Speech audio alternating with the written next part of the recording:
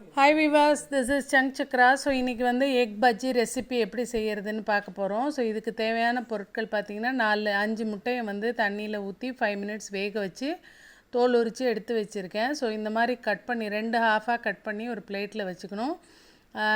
கடலை மாவு வந்து 1 கப்பு, மைதா மாவு 2 ஸ்பூனு, அரிசி மாவு வந்து 1/4 கப் எடுத்துக்கணும், ரெட் சில்லி 2 ஸ்பூன் எடுத்துக்கணும், உப்பு வந்து 1 ஸ்பூன் எடுத்துக்கிட்டால் போதும். ஸோ இப்போ மாவு வந்து கடலை மாவு, அரிசி மாவு, இப்போ மைதா மாவு 2 ஸ்பூன் ஆட் பண்ணியிருக்கோம், ரெட் சில்லி வந்து 2 ஸ்பூன் ஆட் பண்ணுறோம். ஆட் பண்ணிவிட்டு நல்லா வந்து மிக்ஸ் பண்ணுறோம் மாவை. சால்ட்டு தேவையான அளவு போட்டுட்டு மாவை நல்லா கையால் மிக்ஸ் பண்ணி விடணும். மிக்ஸ் பண்ணிவிட்டு அப்புறம் தண்ணியை ஊற்றி வந்து நம்ம நல்லா மிக்ஸ் பண்ணி எடுத்து வச்சுக்கணும்.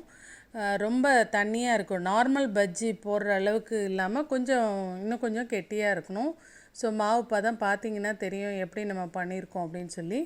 ஸோ அதை தண்ணி ஊற்றி இந்த மாதிரி எடுத்து வச்சுக்கிறோம். அதில் வந்து எக்கை போட்டுட்டு வாணலில் எண்ணெயை ஊற்றி நல்லா சூடாகணும். சூடான பிறகு இந்த எக்கை வந்து அதில் போட்டு எடுக்க வேண்டியது தான்.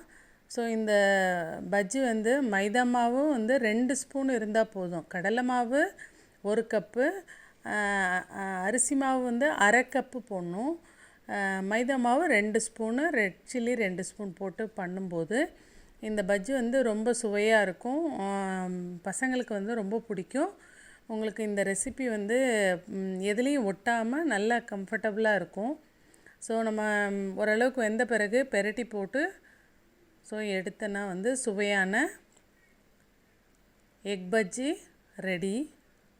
ஸோ ஈஸி ஸ்நாக்ஸாகவும் நீங்கள் வந்து பண்ணலாம்.